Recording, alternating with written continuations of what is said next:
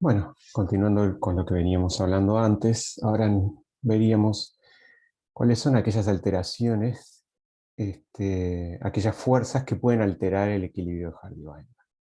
Entonces, en eso tenemos el apareamiento no aleatorio, la deriva génica, migración y selección. En el apareamiento no aleatorio hablamos de la endogamia o del apareamiento con asociación. ¿Mm?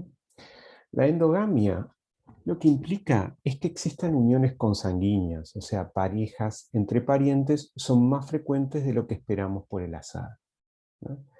Esto depende de factores geográficos, de los comportamientos reproductivos, y en el caso de que sea lo contrario, o sea, que haya menos uniones entre parientes, entonces hablamos de una endogamia negativa o exogamia forzosa, ¿no? Este fenómeno, digo, es muy común, lo podemos detectar en grupos que tienen un estrecho, o etnias que tienen un estrecho unión que los aísla de las demás personas. Y en eso les pongo como ejemplo en el Uruguay los menonitas o los judíos askenazí, ¿no? Son grupos que por su religión, por su cultura, ellos tienden a casarse entre ellos y eso lo que hace es aumentar la posibilidad de uniones consanguíneas, ¿no? Y lo podemos detectar y lo detectamos de esta manera. ¿Mm? Lo que vemos es que hay un aumento de los homocigotas con respecto a lo que esperaría por el equilibrio Hardy-Weinberg. O sea, midiéndolo como un coeficiente de endogamia, entonces lo que hablamos es que hay una probabilidad de homocigosidad por consanguinidad. Y esto lo que quiere decir es que si sumamos las frecuencias de homocigotas, o sea, P cuadrado más Q cuadrado, hay un factor, eh, una proporción más que aumenta de homocigotas dentro de esa población. Y a eso lo denomino ese coeficiente de endogamia F. ¿Cómo lo calculo? Bueno, en vez de trabajar sobre los homocigotas, que son dos clases diferentes, ¿no? O sea, o dependiendo de la cantidad de alelos que hayan, podrían haber, en el caso que venimos hablando, de dos alelos nada más por locus, deberíamos tener dos tipos de homocigotas. Bueno, para evitar esa complejidad, trabajamos directamente sobre el heterocigota y entonces ese coeficiente de endogamia no es nada más ni nada menos que una proporción entre la frecuencia de heterocigotas esperados menos la frecuencia de heterocigotas observados. Si se comporta como Hardy-Weinberg, entonces lo esperado menos lo observado nos daría 0, porque se comportarían exactamente igual, o sea, en la realidad, con respecto a lo esperado, tendrían el mismo valor y esto sería 0, por lo tanto f sería 0, ¿no? Un número en 0 dividido cualquier número es 0, ¿no? Entonces, en ese sentido, digo, no notaríamos nada y no nos importaría ese coeficiente, ¿no? No nos aportaría nada. Pero, ¿y cómo funciona? Entonces, lo que hacemos es, todos, la, en panmixia, nosotros lo que observamos es P cuadrado. Pero si existe una endogamia fuerte, lo que vamos a ver es que hay homocigotas que son nada más que por el cruzamiento de esos alelos al azar, ¿tá? Y eso es 1 menos f porque son todos los cruzamientos que se dan totalmente al azar, más una fracción de esa frecuencia alélica, ¿tá? O sea, p por f, que se suma, ¿tá? Que es la debida a la endogamia mayor. ¿Mm? Mientras que en los heterocigotas lo que está sucediendo es que solamente vemos aquellos que se dan por azar. Entonces sería 2pq 1 menos f, ¿no? Y en este es el caso para el otro alelo. ¿Tá? En la panmixia veríamos esto. Ahora, si solamente esto fuera totalmente forzado, o sea, por ejemplo, esto fuera 1, lo cual implica entonces que no hay entrecruzamientos, o sea, no hay cruzamientos entre heterocigotas, entonces terminaría al final teniendo una frecuencia en la población de homocigotas A1A1 igual a P y de A2A2 igual a Q. ¿Ah? Ven que si F es igual a 1, esto es 0, P por 1 va a ser P, y acá sucede lo mismo, esto va a ser 0 y esto va a ser Q por 1. ¿No? Eso sería el caso más forzado, ¿no? Donde la endogamia fuera total, ¿no? ¿Y qué efecto tiene esto en, en la población para lo que nosotros a veces vemos? Bueno, la endogamia está muy relacionada con la consanguinidad, o sea, con casamientos entre parientes. Entonces acá lo que vemos es un ejemplo de cómo afecta la posibilidad de que haya casamientos entre parientes. Entonces nos pregunta, ¿cuál es la probabilidad de que el individuo 4.1 presente fenilcetonuria si la frecuencia de esta enfermedad en la población es de 1 en 20.000? ¿Tá? Lo que yo tengo que ver aquí es cuánto me afecta el hecho de que se estén casando entre primos hermanos y teniendo un niño o niña. Entonces, esto puede ser el caso en que esta pareja vaya a consultar a un médico genetista para saber el riesgo que podría tener.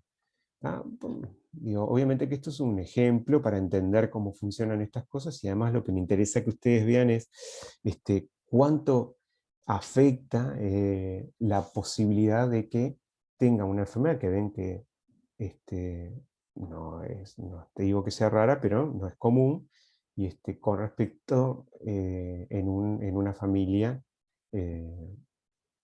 consanguínea y que tengan ese niño, ¿cuánto puede afectar eso? Si es que lo afecta. Bueno, el cálculo para hacer eso es primero empezar a considerar todas las posibilidades. Si alguno, esto convertimos la genealogía en una forma en la cual veo cómo pasa un alelo de generación a otra. En vez de poner la forma tradicional, lo veo como si fuera un sistema de flujo de esos alelos. ¿Tá? Entonces está esta señora, este señor, y que son los abuelos de estas personas, entonces ver cómo fluye esos alelos en esa familia. Entonces, si el alelo estuviera presente, recuerden de que este individuo tiene dos alelos, este individuo tiene dos alelos, ¿no? Vamos a suponer de que uno de estos alelos fuera el que causa la fenilcetonuria, que denominamos A chica. Entonces, la posibilidad de que pase hasta este niño, a este niño o niña, es la probabilidad de que desde esta señora pase a su hijo, de acá a su nieto y de acá a su bisnieto. ¿Ya? Entonces, esto, si estuviera presente ese alelo en esta señora, la probabilidad para que pase de aquí a aquí es un medio. ¿Ya? De la misma forma es un medio acá y un medio acá. Pero también la probabilidad es un medio que pase aquí, un medio aquí y un medio aquí. O sea que hay 6 pasos, o sea, un medio a las 6. ¿Tá? Ahora, como les comenté, acá hay 4 alelos y yo no sé cuál de estos alelos es el A chica, así que hay 4 posibilidades. ¿Tá? Por eso es un medio a la sexta por 4, que eso me da 1,16. O sea, el valor de consanguinidad, el FC, entre primos hermanos es 1,16. ¿Tá?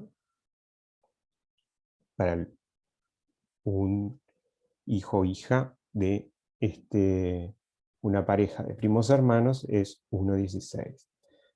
Ahora, la posibilidad de que este feto sea homocigota a chica, ¿tá?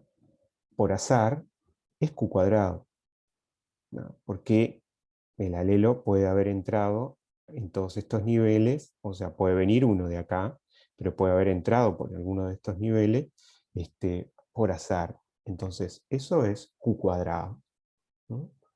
Y entonces, la probabilidad de que este individuo sea homocigoto a chica es la probabilidad de que sea al azar más,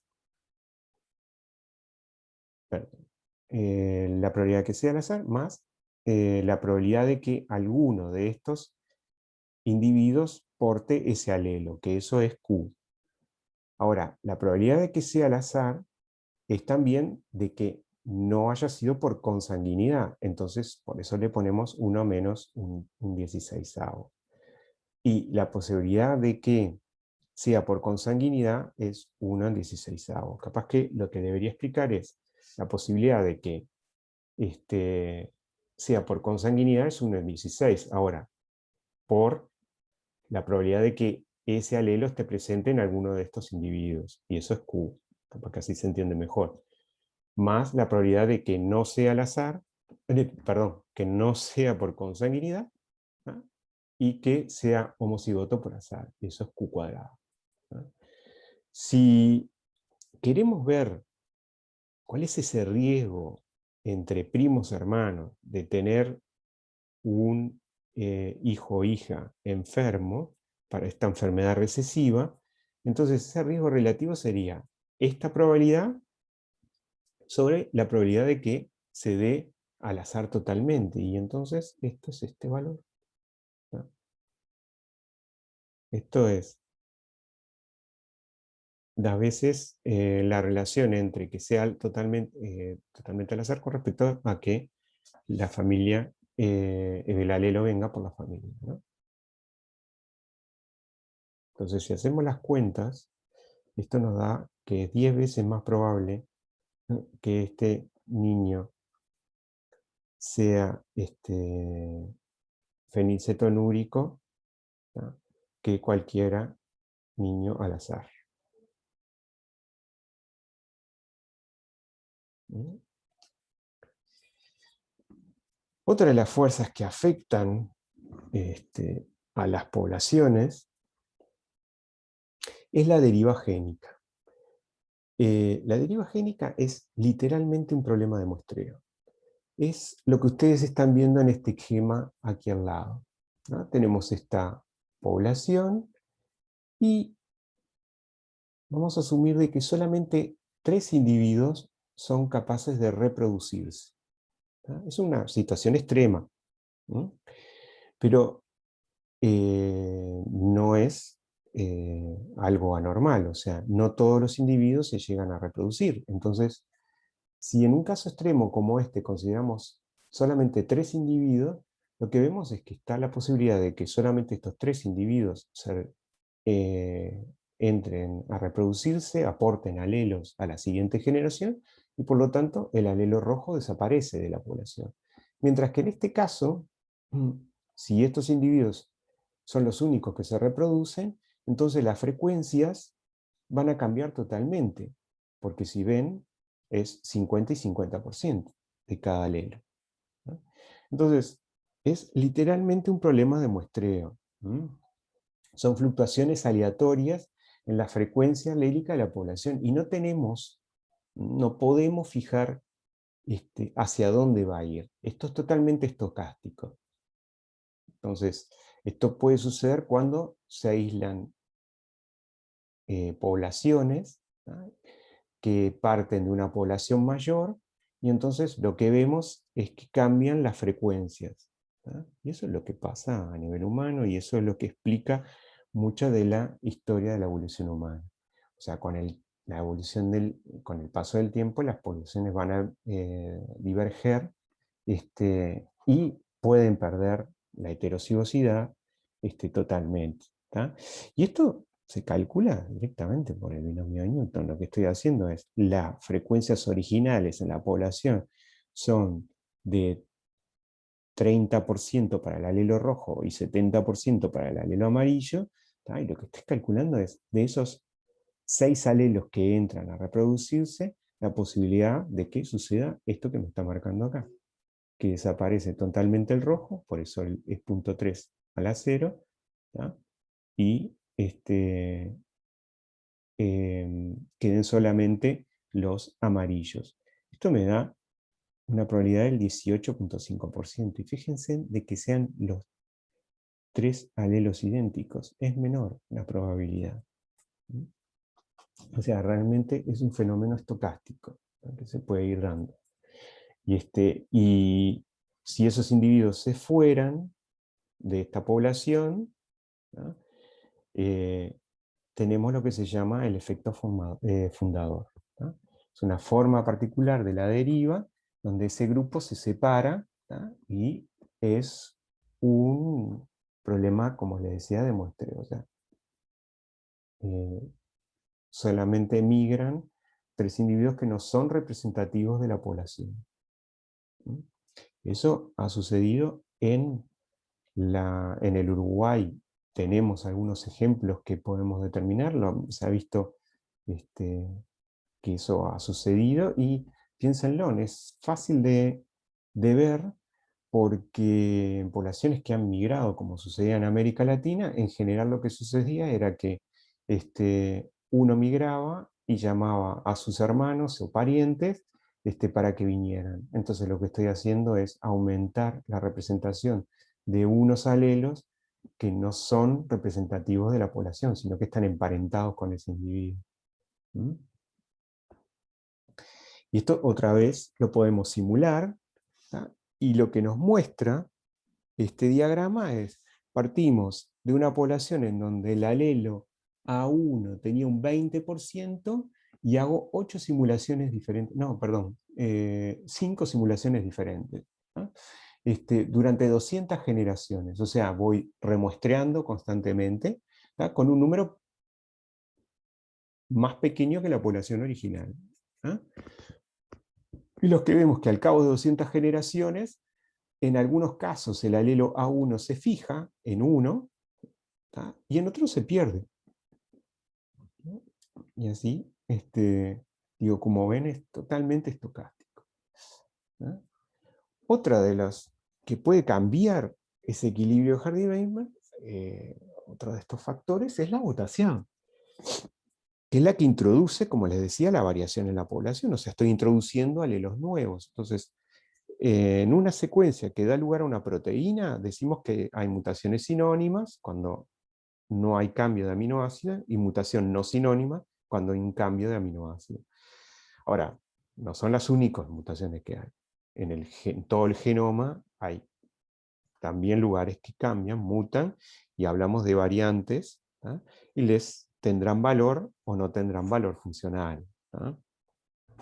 En cualquier caso, siempre estamos hablando de polimorfismos de un único nucleótido, o sea, los SNPs, ¿m? Y, y estas mutaciones se pueden mantener en la población, ya sea porque, como son neutras, no causan ningún efecto, ¿tá?, se mantienen en la población por la deriva génica. ¿Recuerdan lo que vimos hace un minuto?, ¿tá? Pero si son perjudiciales, o sea, el individuo no es más eficaz reproductivamente, se van perdiendo. Y eso es un problema de selección, que lo vamos a ver mencionar ahora en breve, ¿no? Y si es beneficiosa esa mutación, entonces, por la misma fuerza de selección, entonces ese alelo va a aumentar su frecuencia en la población generación tras generación. ¿Mm? Ahora, el hecho de que suceda una mutación y se mantenga en la población, ya sea por deriva o por un proceso de selección, ¿mm?, eso permitió generar todo un marco teórico que ya tiene sus décadas, pero es muy reciente, y que ha tenido mucho éxito, en donde lo que se entiende es hasta ahora lo que les he venido contando es como tomar una foto del momento actual de esa población. Yo cuando calculo la frecuencia génica, genotípica, estudio el equilibrio de Hardy-Weinberg, o miro si hay endogamia, o si hay un proceso de mutación. Todo lo que vimos hasta ahora, y que no entramos mucho en la parte de cálculo de eso, lo vamos a ver en la discusión grupal, siempre es como que tomás una fotografía. Pero recientemente se está trabajando mucho con una idea que es, yo tengo en el momento actual esta distribución de los alelos en la población. Y yo sé, ¿ah?, que en general, digo, la idea es que si hubo una mutación como fue en este caso, entonces todos estos individuos de alguna manera están relacionados. Y también estos individuos de alguna manera están relacionados porque son hijos de alguien que tenía ese alelo, ¿ah? Entonces, esta forma de trabajar, que se llama teoría de coalescencia, lo que hace es empezar a estudiar desde el momento actual hacia atrás cómo se fue dando esa reproducción, si quieren, y cuándo puede haber sucedido esa mutación, ¿no? Todo lo que vimos hasta ahora, de deriva génica, mutación, todo eso lo puedo analizar desde esa perspectiva. Y eso lo que me permite es calcular al final un ancestro común, o sea, una secuencia de ADN que dio origen a todas las que vemos hoy.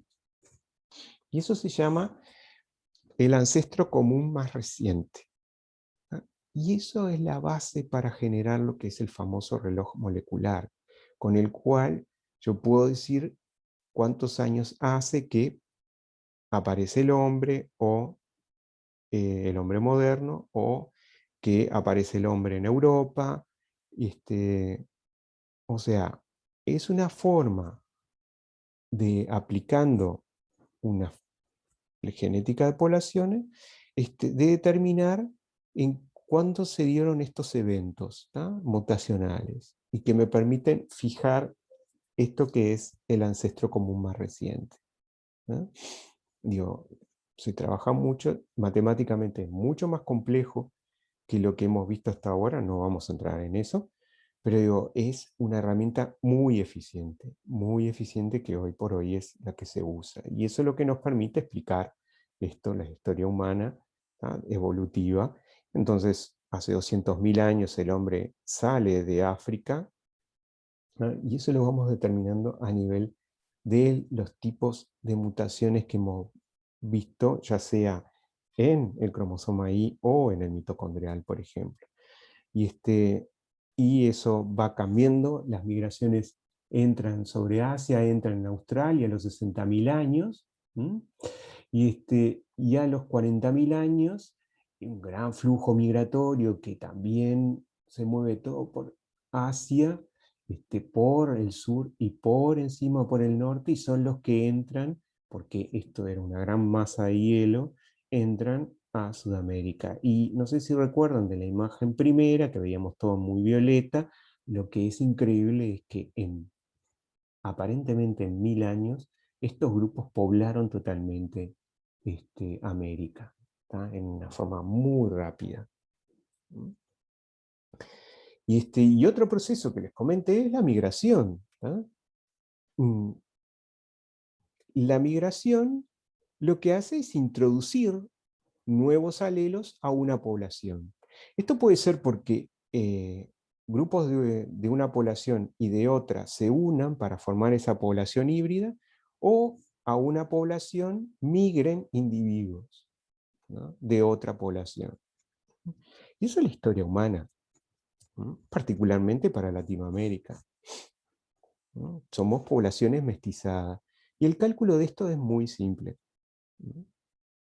Si yo tengo la frecuencia P en la población híbrida, no es más que, si conozco exactamente cómo fueron las migraciones que dieron lugar a esta población híbrida, entonces yo puedo calcular de que la frecuencia P, o sea, la frecuencia de ese alelo, no es más que la frecuencia de ese mismo alelo en la población amarilla por la fracción que migró, más la frecuencia de P en la población azul, ¿tá?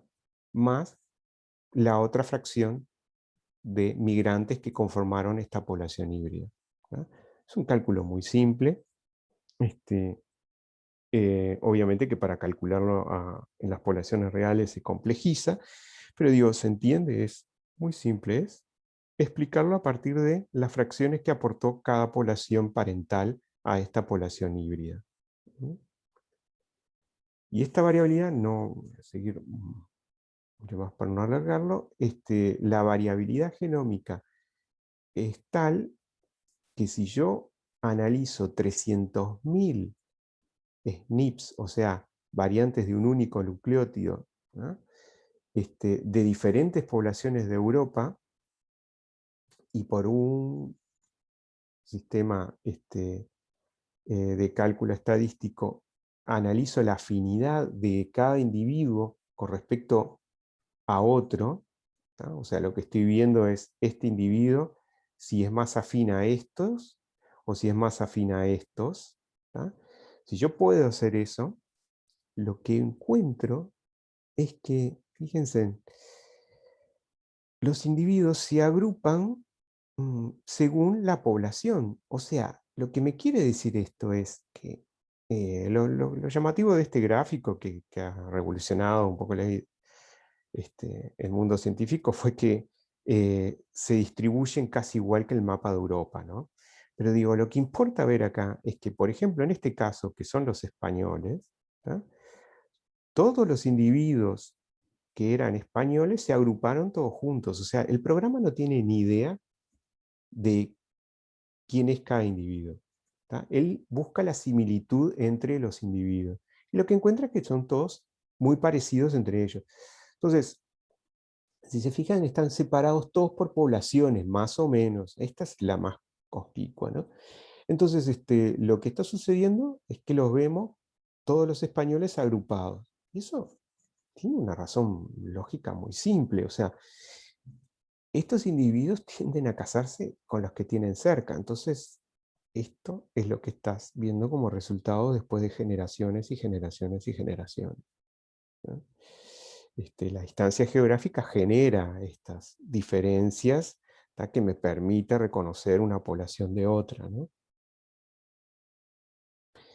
Y esa variabilidad, digo, hoy por hoy, como les comenté antes, está registrada en innumerables bases de datos, ¿tá? Esta fue muy importante en un momento, pero ahora ya fue sustituida por el proyecto Mil Genomas, y de esos hay otros proyectos más, el Variome, este, eh, hay varios más que ustedes pueden buscar.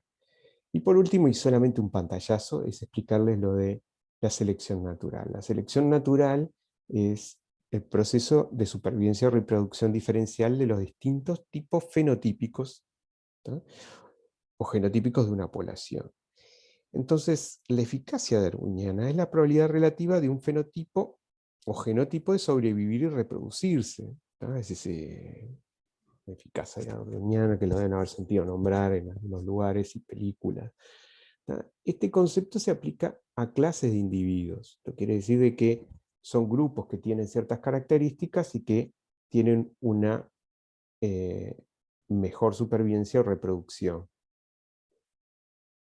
¿no? Esto es no sobre el efecto es sobre ese fenotipo, pero las consecuencias de esta situación es sobre el genotipo, ¿se entiende? O sea, yo no estoy ejerciendo una presión de selección sobre un genotipo tal, sino que lo que estoy ejerciendo, el proceso de selección, la fuerza se está generando sobre ese fenotipo, en particular, consecuencia de un genotipo, que a veces no es único, ¿se entiende? Y entonces la eficacia biológica puede ser independiente de la frecuencia, entonces consecuencia directa de la relación del individuo o la población con el medio ambiente, o dependiente de la frecuencia. Entonces hay una interacción entre los distintos individuos como competencia por un recurso, ¿no? y esto otra vez. Lo puedo medir, ¿no? Es así, de la misma manera en que yo veo, ¿se acuerdan en la endogamia, que aumentan los homocigotas? Bueno, acá detectó la misma situación. Si un homocigota es seleccionado, digo, yo lo que voy a ver es de generación en generación un aumento de esa frecuencia de homocigotas. Y eso me va a cambiar la relación de las frecuencias esperadas en la población con respecto a las que estoy observando, ¿no? Eso lo voy a poder medir, o sea, yo tomo una muestra, analizo sus genotipos, calculo sus frecuencias alélicas y luego calculo las frecuencias genotípicas esperadas, mido, comparo las observadas con estas esperadas y lo que voy a ver es que hay diferencias, ¿tá? ¿Cuán fuertes son esas diferencias? Bueno, depende de esa fuerza de selección. ¿Y en qué tipo de genotipos va a ser? Bueno, eso va a depender, ¿m?, de qué tipo de selección sea. Si es direccional, entonces va a favorecer un homocigoto, por ejemplo, ¿tá? Y entonces lo que vamos a ver es ese mayor aumento de homocigosis. ¿M?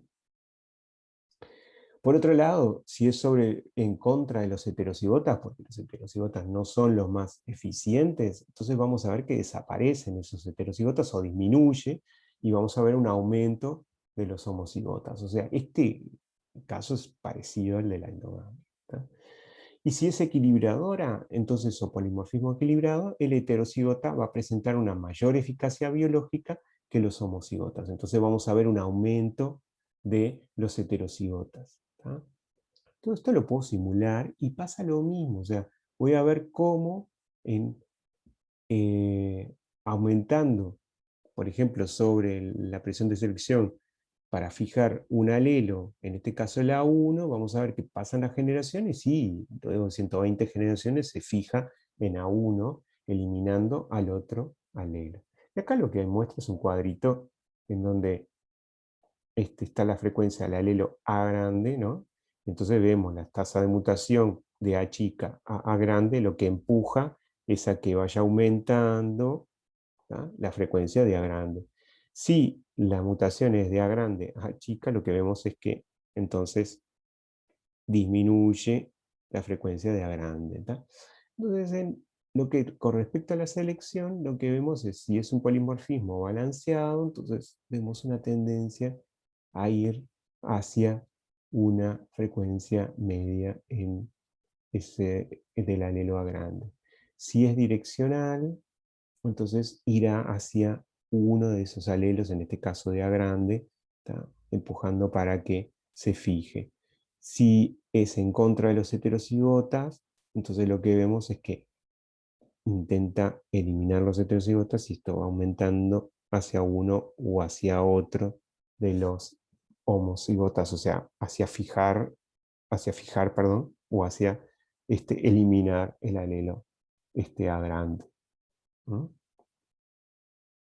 Y acá, por último, para terminar, solamente contarles lo que para mí es un ejemplo que lo utilizo en diferentes situaciones, porque es muy simple, pero tiene una cantidad de aspectos. Es la digestión de la lactosa. La digestión de la lactosa depende de una enzima, la lactasa. Y ustedes saben de que en mamíferos es en las primeras etapas de vida, ¿tá?, durante el amamantamiento, que toman leche, ¿tá? Los humanos somos los únicos que luego en la vida adulta seguimos tomando leche, ¿tá? Pero no todos somos capaces de digerir la lactosa, ¿tá? Ahora se ha puesto de moda, pero digo, antes no nos fijábamos, no nos dábamos cuenta, pero después de unos cuantos años empezábamos a sentir de que nos caía pesada la leche o naturalmente íbamos dejando de tomar leche. La capacidad de digerir la lactosa, ¿m?, la ven aquí en este mapa y ven que tiene una distribución que no es homogénea. Hay unos patches más oscuros que significan los lugares en donde la capacidad de digerir lactosa es mayor, ¿tá? Ustedes cuando van a ver, se corresponde con países que tienen em, cultura de pastoreo, ¿tá? Y eso es la capacidad de mantener. Lo que sucede cuando perdés la capacidad de digerir lactosa es que perdés la capacidad de generar la proteína, la enzima, lactasa, ¿no? En la vida adulta ya no generas más lactasa, ¿no? La lactasa es un gen bien conocido, pero no se entendía por qué sucede ese fenómeno, ¿tá? Y por qué en algunos lugares sí, y por qué dentro de esos lugares algunas personas sí lo pueden hacer y otras no, ¿tá? Bueno, se encontró de que la capacidad de digerir lactosa, ¿tá? La persistencia de la enzima lactasa en la vida adulta depende de una mutación que está a 13.000 a 14.000 pares de bases de distancia del inicio de la transcripción de ese gen, ¿tá? Lo que quiero mostrar, ¿m?, es que esto apareció hace 5.000 años en esta región, en Europa del Este, ¿tá? Que coincide con los primeros grupos de pastores, ¿tá? Y esto después se extendió por gran parte de Europa, ¿tá?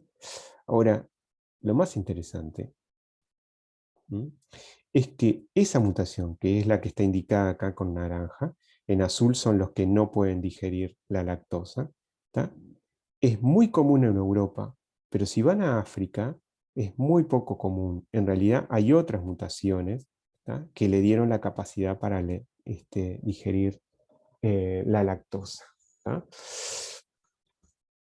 Con esto lo que les quiero mostrar es que a veces estudiamos un fenotipo tan simple como este, ¿tá?, pero digo, al final descubrimos de que eh, ese fenotipo es causado por diferentes mutaciones, ¿tá?